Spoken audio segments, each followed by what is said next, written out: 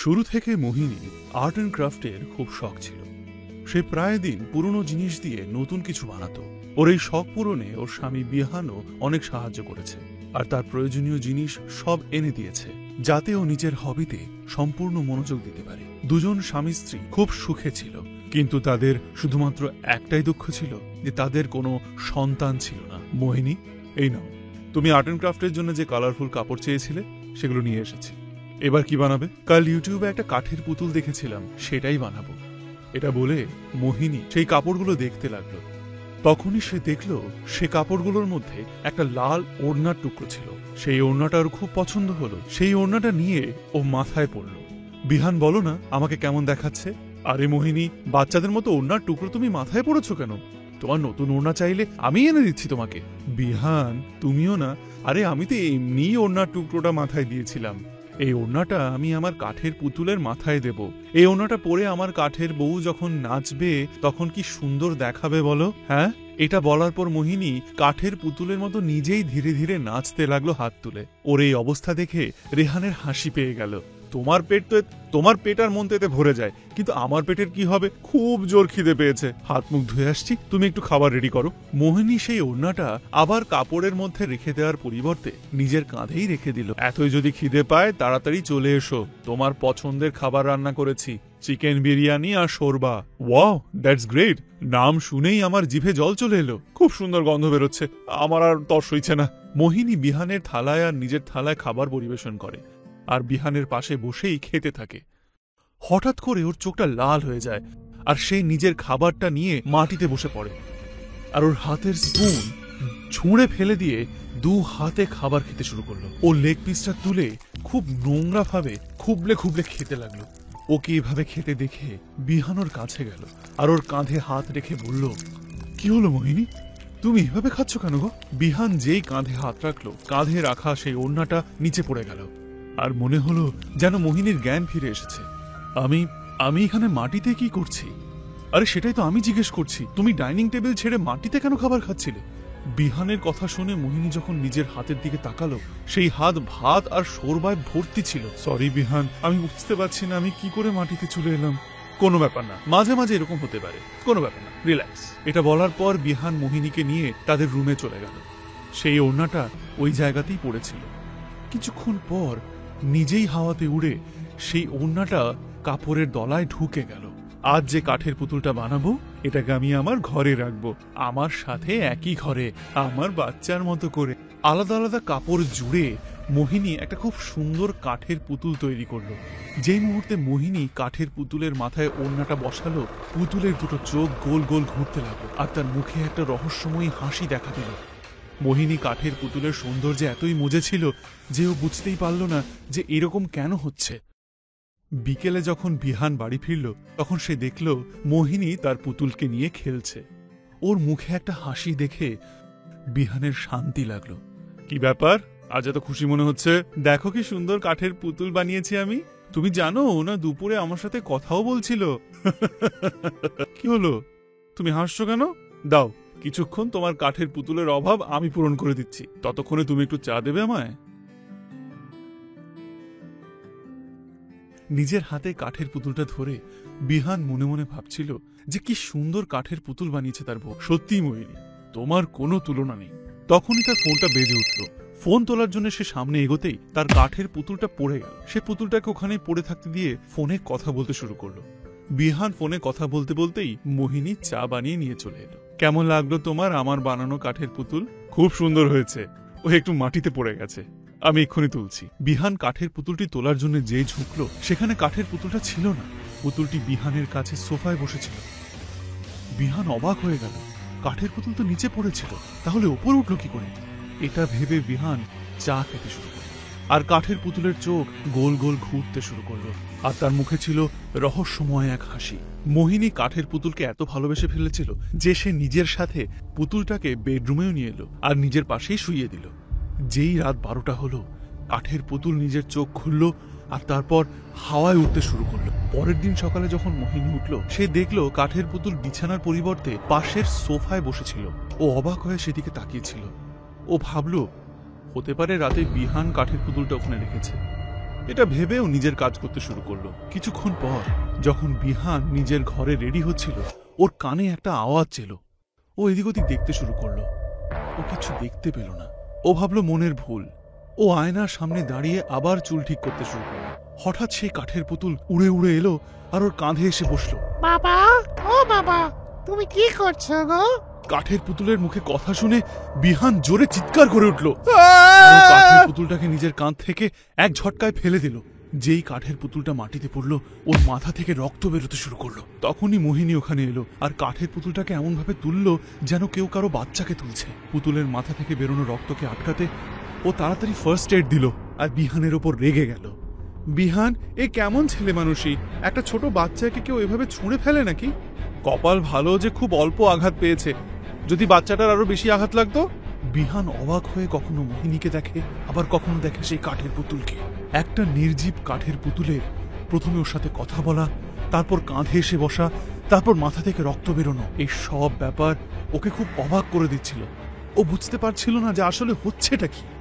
ও সেই কাঠের পুতুলের সাথে মোহিনীকে একা ছাড়তে চাইল না, কারণ মোহিনীর ওই কাঠের পুতুলের জন্য ভালোবাসা এবং তাকে ফার্স্ট এড দেওয়া, এই পুরো ব্যাপারটা ও বুঝতে পারছিল। মোহিনী, এই কাঠের পুতুলটা আমায় দিয়ে দাও। তোমার রিসাইকেল সেন্টারে গিয়ে না এটাকে আমি বেচে দেবো। তুমি এসব কি বলছো বলো তো? বিহান, নিজের বাচ্চাকে কেউ সেন্টারে বিক্রি করতে ছেড়ে দিয়ে আসে? আমার ছোট্ট মেয়েটা এত কোমল শরীর, এখন তোর মাথায় আঘাত পেয়েছে, ওর আমাকে এখন প্রয়োজন, আর তুমি কি না ওকে আমার চেয়ে দূরে নিয়ে যাওয়ার কথা বলছো? বিহানের সাথে কথা বলতে বলতে মোহিনী নিজের কোলে সেই পুতুলটাকে নিয়ে ঘুম পাড়াতে শুরু করল। সেই কাঠের পুতুল নিজের বড় বড় চোখগুলো গোল গোল করে ঘুরিয়ে বিহানের দিকে তাকিয়ে মিটমিট করে হাসছিল। বিহান মোহিনীকে পুতুলের থেকে দূরে রাখার চেষ্টা করছিল, কিন্তু মোহিনী কিছুতেই দূরে যাবে না। তারপর বিহান পুতুলটাকে ছিনিয়ে নিল আর বাড়ি থেকে বাইরে নিয়ে চলে এলো। আর তারপর সেই কাঠের পুতুলটাকে একটা ডাস্টবিনে ফেলে দিল। তারপর অফিসে চলে গেল। বিহান কিছুটা এগোনোর পরে ডাস্টবিন থেকে সেই কাঠের পুতুল হঠাৎ ওপরে উঠে এলো। কাঠের পুতুল তার বড় বড় চোখগুলো গোল গোল করে ঘোরাচ্ছিল। ওর হাত থেকে বেরোনো সুতো হঠাৎ করে লম্বা হতে শুরু করলো আর বিহানের গলার চারপাশে পেঁচিয়ে একটা মৃত্যু ফাঁদ তৈরি করলো। বিহান নিজেকে বাঁচানোর জন্য জোরে চিৎকার করছিল। ও যত জোরে চিৎকার করছিল, কাঠের পুতুল তত জোরে হাসছিল। কেউ বাঁচবে না, সবাইকে শাস্তি দেয়া হবে। এবার তোমাদের জীবন আমার হাতে। কোনোভাবে বিহান ওই কাঠের পুতুলের হাত থেকে প্রাণ বাঁচিয়ে মন্দিরে গিয়ে উপস্থিত হলো আর পুরোহিতকে সব বলল। আরে এটা কি করে হতে পারে? তোমার বউয়ের হাতের বানানো পুতুলের ভেতর প্রাণ কি করে আসতে পারে? বাবা, আমি সত্যি বলছি, আপনি দয়া করে আমার বাড়িতে চলুন। জানি না কিভাবে আর কখন ওই পুতুলের ভেতর প্রাণ চলে এসছে। বিহান পুরোহিতকে নিয়ে নিজের বাড়িতে পৌঁছলো আর তারপর যা দেখলো তাতে অবাক হয়ে গেল। মোহিনী হয়ে গেল কাঠের পুতুল আর কাঠের পুতুলটা হয়ে গেল জ্যান্ত একটা মানুষ। কাঠের পুতুল হেসে হেসে মোহিনীকে দিয়ে নাচাচ্ছিল। কে তুমি? কি চাই তোমার? আমার মোহিনীকে ছেড়ে দাও। আমি এখানে আসিনি, আমায় মোহিনী ডেকেছে। ওই চাইছিল যে কোনো এক বাচ্চা ওর জীবনে আসুক আর তার সাথে খেলুক। নাও আমি এসে গেছি, এবার দেখো ও আমার সাথে খেলছে।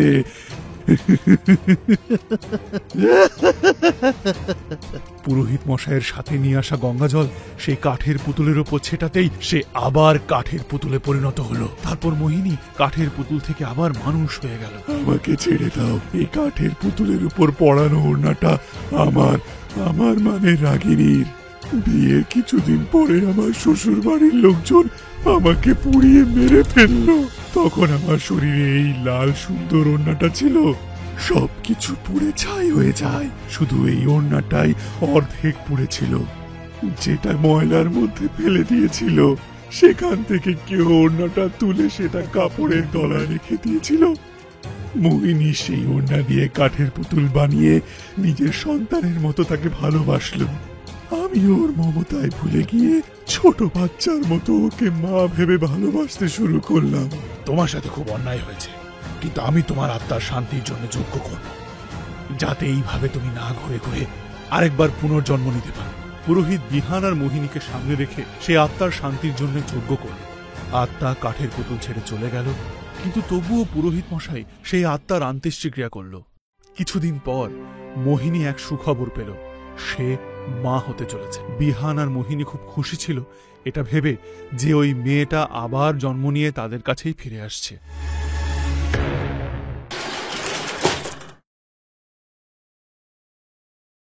আকাশে পূর্ণ চাঁদ দেখা যাচ্ছিল, শীতল স্নিগ্ধ হাওয়া বইছিল, গোটা হাইওয়ে যেন চাঁদের আলোয় স্নাত হচ্ছিল। হঠাৎ করে চাঁদে গ্রহণ লাগা শুরু হল। ধীরে ধীরে গ্রহণ লাগার পরে চাঁদ পুরো ডুবে গেল এবং দূর দূরান্তে অন্ধকার ছেয়ে গেল। এমন একটি চন্দ্রগ্রহণের রাতে একজন গর্ভবতী মহিলা নিজের পেটটাকে সামলে ধরে জোরে জোরে হেঁটে চলেছিলেন। দৌড়তে দৌড়তে তিনি বারংবার পিছনে ফিরে দেখে এটা নিশ্চিত করছিলেন যে কেউ ওনার পিছনে নেই তো। কিছুটা দূর দৌড়বার পর তিনি দৌড়তে দৌড়তে হাঁপিয়ে পড়লেন, আর ক্রমাগত দৌড়ানোর কারণে তার নিঃশ্বাস নিতে কষ্ট হচ্ছিল। একটি গাছের তলায় দাঁড়িয়ে তিনি তার নিঃশ্বাসটাকে নর্মাল করার চেষ্টা করছিলেন। এই অবস্থায় জোরে দৌড়াবার জন্য তার পেটে অসম্ভব যন্ত্রণার উদ্ভব হল। নিজের পেটটিকে ধরে তিনি তারস্বরে চিৎকার করে উঠলেন। সেই যন্ত্রণার কারণে তিনি মাটিতে বসে পড়লেন। তিনি যন্ত্রণায় ব্যাকুল হয়ে তার আশেপাশে মানুষজন খুঁজতে লাগলেন। তখনই তার মনে হলো যে কেউ যেন তার পিছনে রয়েছে। যখন তিনি পিছন ফিরে তাকালেন তখন কাউকে দেখতে পেলেন না। নিজের ঘাম মুছতে মুছতে তিনি আকাশের দিকে তাকাতে লাগলেন। চাঁদ তখন পূর্ণ গ্রহণে আচ্ছন্ন। পূর্ণ চন্দ্রের পরিবর্তে কেবলমাত্র একটি গোল্ড রিং দেখতে পাওয়া যাচ্ছিল। চন্দ্রগ্রহণের সময় এসে গেছে, আমাকে শীঘ্রই নিজের উদ্দেশ্যে পৌঁছতেই হবে। নিজের পেটটাকে সামলে ধরে ধীরে উনি উঠে সামনের দিকে এক পা ফেলেই ছিলেন কি টানা একটি মহিলা ওনার সামনে এসে উপস্থিত হলেন। একটা অদ্ভুত গন্ধ পাচ্ছি, সেটাও আবার খুব চেনা। আমার খুব পছন্দের গন্ধ, নরম নরম কাঁচা মাংসের গন্ধ। গর্ভবতী মহিলা আমার আশেপাশেই আছে। সেই মহিলাটির কথা শুনে তিনি শাড়ির আঁচল দিয়ে তার পেটটিকে ঢেকে সেখান থেকে বেরোবার চেষ্টা করতে লাগলেন এবং হঠাৎই সেই মহিলা ওনার সামনে এসে দাঁড়িয়ে পড়ল। তুমি কি ভেবেছিলে তুমি আমার কবল থেকে রক্ষা পাবে? এই গর্ভ আমাকে দাও, জমিদারের কোনো বংশধরের বাঁচার অধিকার নেই। সেই মহিলার কথা শুনে গর্ভবতী মহিলা খুব ভয় পেয়ে গেলেন এবং উনি পিছনে সরতে লাগলেন। তখন সেই ঘোমটা পরা মহিলার সামনে এলো এবং তার হাতটা তার গর্ভের ওপরে রাখল। তখন তিনি ঘোমটার পিছনে থাকা মহিলাটির মুখটা দেখার চেষ্টা করছিলেন, কিন্তু সেই ঘোমটা টানা মহিলাটির নখগুলো বড় হতে লাগলো, আর তারপর সে তার বড় নখের সাহায্যে সেই গর্ভবতী মহিলার পেট চিরে দিল আর তার পেটের ভিতর থেকে তার বাচ্চাটাকে টেনে বার করলো। সেই গর্ভবতী মহিলাটি সাহায্যের জন্য জোরে জোরে চিৎকার করতে লাগলেন, দয়া করে আমাকে হেল্প করো, আমার বাচ্চাকে বাঁচাতে, দয়া করে কেউ বাঁচাও আমার বাচ্চাকে। নিজের বাচ্চার প্রাণ বাঁচানোর জন্য সাহায্যের জন্য চিৎকার করতে করতে তিনি ঘামে ভিজে যান। তিনি নিজের চোখ বন্ধ করে নিলেন এবং হঠাৎ তিনি অনুভব করলেন তার কাঁধে যেন কেউ হাত রাখল। তখন তিনি সেই মানুষটিকে দেখার জন্য নিজের চোখ খুললেন। তখন তিনি সেই জঙ্গলে গাছের নিচে নয়, বরং নিজের ঘরে বিছানার ওপর শুয়েছিলেন। তিনি ঘাবড়ে গিয়ে বিছানার ওপর উঠে বসলেন। সবার প্রথমে তিনি তার পেটে হাত দিলেন। তার বাচ্চা ঠিকঠাকই ছিল। তিনি ভয় পেয়ে এদিক ওদিক তাকাতে লাগলেন।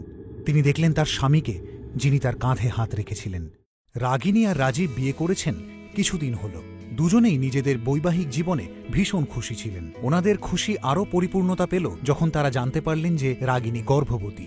রাগিনী, তুমি জানো না তুমি কতটা খুশির খবর দিয়েছ আমাদের। মা বাবা যদি এই খবরের ব্যাপারে জানতে পারেন না, ওনারা দৌড়তে দৌড়তে এখানে চলে আসবেন তোমার খেয়াল রাখার জন্য। মা বাবা, আমার মনে হয় না ওনারা এখানে আসবেন। কেন রাগিনী, তুমি এমন কথা কেন বলছো? আমার মা বাবা কি কখনো তোমায় এটা অনুভব করিয়েছেন? ওনারা কি তোমার কম খেয়াল রাখেন? রাজীব, মানছি আমাদের লাভ ম্যারেজ ছিল, আর সেই কারণে মা বাবা রাগ করেছিলেন। সময়ের সাথে সাথে ওনারা মেনেও নিলেন, কিন্তু আজ অবধি ওনারা আমাকে নিজের পুত্রবধূরূপে স্বীকৃতি দেননি। সেই কারণেই হয়তো কখনো কখনো মা তোমার কথা শুনে এইখানে দেখা করতে চলে আসেন। কিন্তু বাবা, উনি তো আজ পর্যন্ত এলেন না। যখনই আমরা ওনাদের গ্রামের বাড়ি যাওয়ার কথা ভাবি, তখন উনি কেন সবসময় আমাদেরকে সেইখানে যেতে মানা করেন? এমনটা কেন করেন বলো? তুমি না একটু বেশিই ভাবছো। চলো তোমার এই ভুল ধারণাটাকে ভেঙে ফেলি। মা বাবাকে না জানিয়েই আমরা গ্রামে চলে যাই। ওনারা একসাথে দুখানা সারপ্রাইজ পাবেন। প্রথমটা তো আমরা ওখানে থাকবো, আর দ্বিতীয়টা হলো ওনাদের ঠাকুরদা ঠাকুমা হওয়ার খবর। দেখে নিও, বাবা পুরো গ্রামের লোকজনদের মিষ্টি বিতরণ করবে। দুজনে গাড়ি করে গ্রামে যাওয়ার জন্য বেরিয়ে পড়ল। তাদের গাড়িটা একটা বিশাল বড় পুরনো হাভেলির সামনে এসে দাঁড়ালো। হাভেলি পুরনো নিশ্চয়ই ছিল, কিন্তু ভীষণ সুন্দর ছিল। বিশাল বড় বাগিচা, বাগিচায় প্রচুর ফুলের গাছ এবং একটি ফোয়ারা ছিল। হাভেলির চাকচিক্য দেখে রাগিনীর মুখটি উজ্জ্বল হয়ে উঠল। রাজীব, এই হাভেলিটি তো ভীষণ সুন্দর। আমি জানি না কেন মা বাবা আমাদের এখানে আসতে মানা করতেন। আমি তো এখন এখানেই থাকব, মায়ের কাছে। তুমি বাইরে থেকে দেখেই খুশি হয়ে গেলে, ভিতরে তো চলো। রাজীব আর রাগিনী দুজনেই হাভেলির ভিতরে এলেন। তখন ওদের দেখে রাজীবের বাবা মা দুজনেই অবাক হয়ে গেলেন এবং একে অপরের দিকে দেখতে লাগলেন। তাদের মুখে আনন্দের পরিবর্তে সংশয়ের ছাপ পাওয়া গেল। তোরা এখান থেকে বেরো, আমি না করেছিলাম না, এখানে আসবি না। মা ভয় পেয়ে রাগিনীর দিকে তাকালেন। ওনার চোখে অসহায়তা পরিষ্কারভাবে ফুটে উঠল। রাগিনী, তুমি গর্ভবতী। তোমার গর্ভে এই বংশের বংশধর পালিত হচ্ছে। আমি কখনো চাইব না যে ও তোমাকে এবং তোমার হবু সন্তানের কোনো ক্ষতি করে। চলে যাও। মায়ের কথা শুনে রাজীব এবং রাগিনী একে অপরের দিকে হয়রান হয়ে দেখতে লাগল যে কে মাকে রাগিনীর প্রেগন্যান্সির ব্যাপারে বলল। মা, তুমি কি করে জানলে যে রাগিনী মা হতে চলেছে? তোমাদের এই সমস্ত প্রশ্নের উত্তর আমি পরে দিয়ে দেব। সন্ধে হতে চলল, রাতও ঘনিয়ে এসছে। সবার আগে তুমি এই গ্রামের সীমানার বাইরে চলে যাও। মা, রাগিনী সত্যি বলে যে তুমি এখনো অব্দি ওকে আপন করনি। মা, অন্তত আমার জন্যই হোক রাগিনীকে নিজের পুত্রবধূ হিসেবে স্বীকার করো। এইসব কি আজে বাজে বলছিস তুই, যে আমি রাগিনীকে আপন করিনি? আমি তো ভীষণ খুশি যে রাগিনী গর্ভবতী আর আমি ঠাকুরমা। কিন্তু এই আনন্দে ওর কুনজর লাগতে দেব না আমি। সেই কারণে তোরা চলে যা। আমি একটা কথা কিছুতেই বুঝতে পারছি না। রাগিনী এমনিতেই এত লং জার্নিতে ক্লান্ত হয়ে পড়েছে। আমরা ফেরত যাচ্ছি না।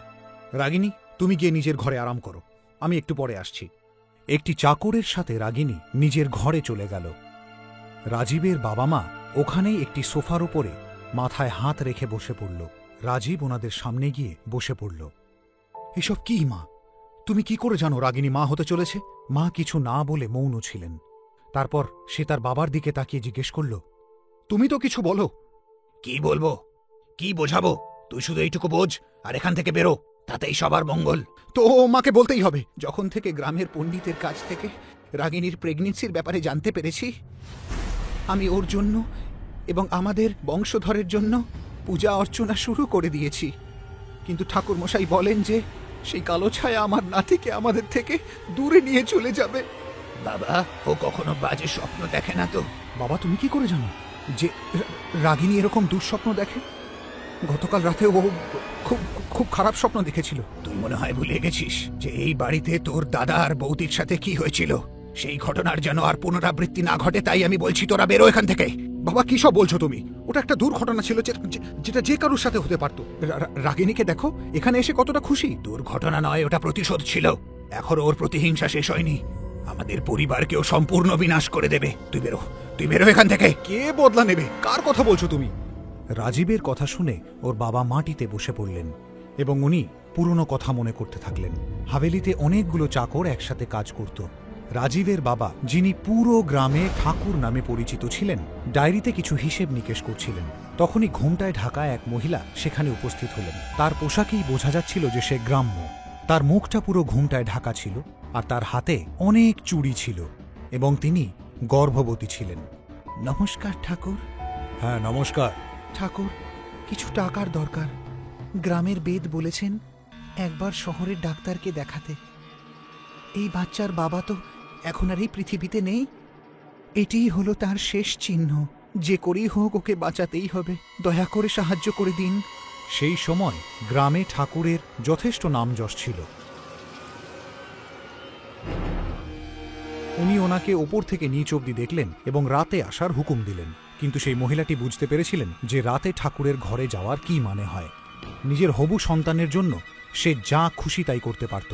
মধ্য গগনে যখনই চাঁদ চমকাতে শুরু করল, সেই মহিলা তখন ঠাকুরের বাড়িতে এলো এবং ঠাকুর সেই মহিলাকে সাথে নিয়ে একটি কক্ষে চলে গেলেন। তার কিছুক্ষণ পরেই সে চিন্তিত অবস্থায় কক্ষের বাইরে বেরিয়ে এসে নিজের ভৃত্যদের বললেন, অতিথি কক্ষে একজন মহিলা যন্ত্রণায় কাতরাচ্ছে, তাড়াতাড়ি গিয়ে গ্রামের বেদকে ডেকে নিয়ে আয়।